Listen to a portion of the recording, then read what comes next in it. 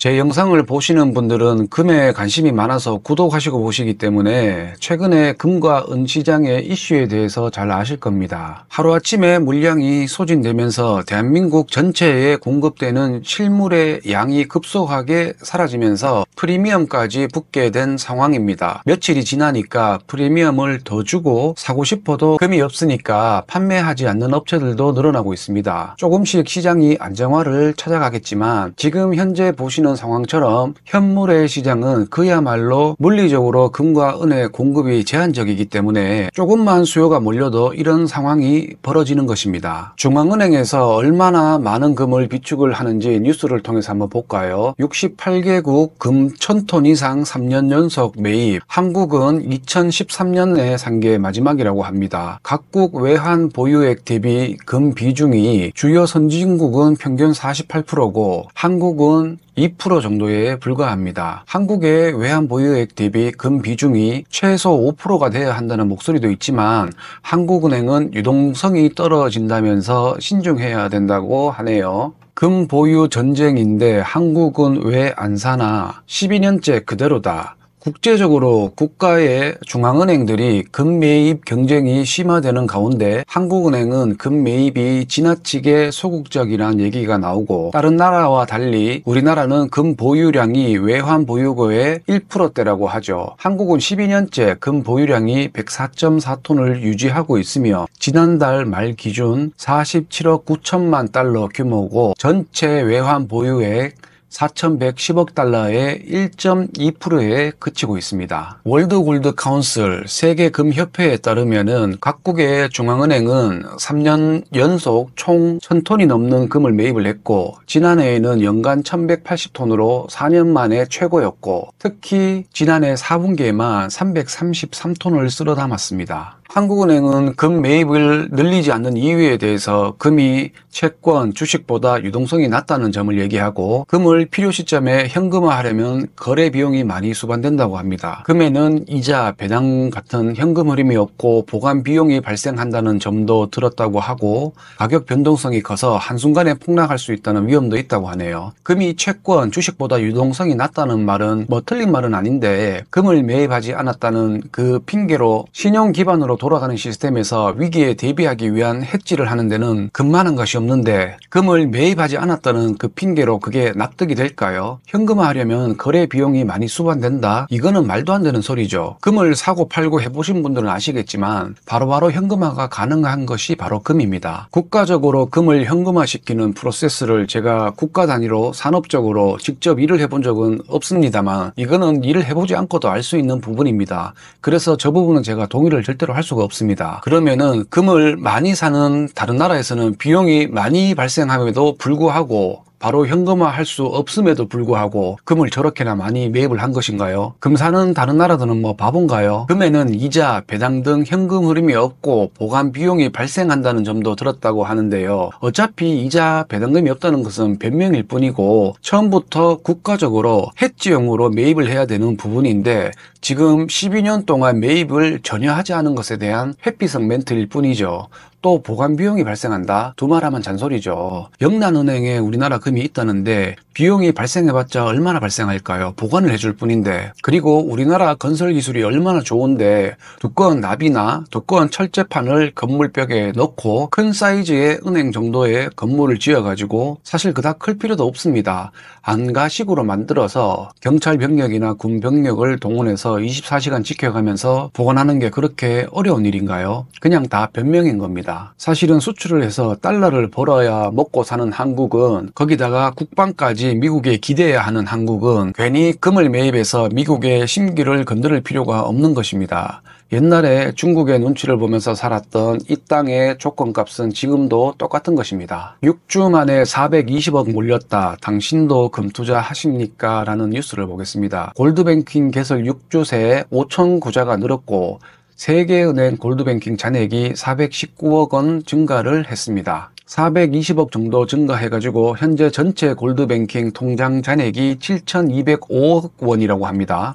그리고 다들 아시겠지만 골드뱅킹은 투자 상품이기 때문에 예금자 보호를 받을 수 없습니다. 자, 7,205억 원. 우리나라에 과연 골드뱅킹 판매분에 대한 잔고로 7,205억 원어치의 실제 금이 있을까요? 제가 장담하는데요. 품귀가 일어났을 때 종로에 가서 한돈에 62만 원 정도 하는 금액으로 3kg 정도 골드바 한 5억 원치 살 테니 팔라고 하면은 그냥 웃으면서 아무도 팔지 않을 겁니다. 아마도 금을 갖고 있더라도 아무도 팔지 않을 것입니다. 지금은 분위기가 물건은 없고 가격은 더 오르지 않을까, 심지어 프리미엄도 붙는 상황인데 라고 판단하기 때문에 물건을 가진 사람들은 물건을 내놓지 않는 것입니다. 만약 그 금을 팔고 그 금을 판매한 사람이 다시 그 중량만큼 내가 다시 채워 넣을 수 있다면 그렇게 하겠죠. 금의 수급이 가능하다면요. 하지만 지금은 그런 상황이 아닌 것입니다. 판매자가 본인도 판매한 물건을 다시 채워 넣을 수 없다면은 그날 하루는 샷다 내리고 퇴근하는 거죠. 앞으로 시장이 어떻게 돌아가는지, 이슈가 있는지 정보 취득을 하면서 돌아가는 상황 파악만 하는 것입니다. LG에너지 솔루션 공모할 때 청약 증거금으로 얼마의 돈이 몰렸을까요?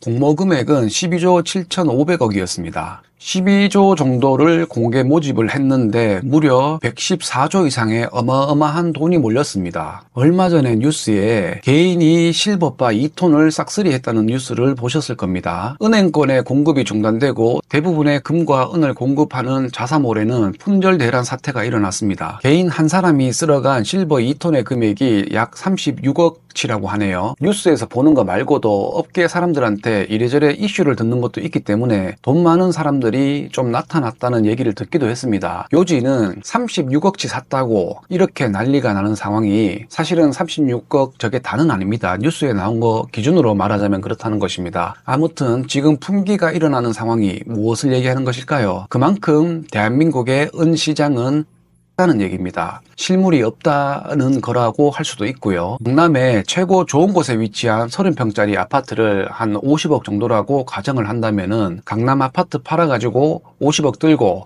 금과 은을 사고 싶다고 하면은 과연 살 수 있을까요? 일부 살 수는 있겠지만 바로 시장에 소문이 퍼지면서 프리미엄이 붙어서 물건을 잠궈 버릴 겁니다. 만약에 50억치 실버를 구매하는데 며칠이 걸려가지고 성공을 한다면은 대한민국 시장의 실버는 한 달 동안 심각한 품귀 현상이 발생하면서 프리미엄이 붙어버릴 것입니다. 지금이 그런 상황이고요. 그렇게 되면 일부 소매상이나 개인들이 현물로 갖고 있는 실버들이 아주 비싸게 팔 거 아니면 금과 은은 장롱 속으로 들어가 버리는 것이죠. 금값이 얼마까지 갈 것이다 라고 제가 예언자도 아니고 정확하게 금액을 제가 영상에서 말씀드리지는 않지만 제 나름대로 생각하는 최소의 상승분의 금액이 있습니다. 정확하게 말하고 표현을 하자면은 화폐의 가치가 그만큼 떨어지고 종국에는 화폐의 가치가 쓰레기가 될 것이라는 말입니다. 눈치가 있으신 분은 화폐의 가치가 쓰레기가 된다는 말에서 무엇을 상상하든 그 이상의 가격으로 오를 것이다 라는 것을 예상을 하셔야 합니다. 몇 년 전에 소매 시세로 금이 돈당 한 20만 원 정도 할 때 우리 직원분한테 제가 금이 최소한 100만 원은 갈 거다,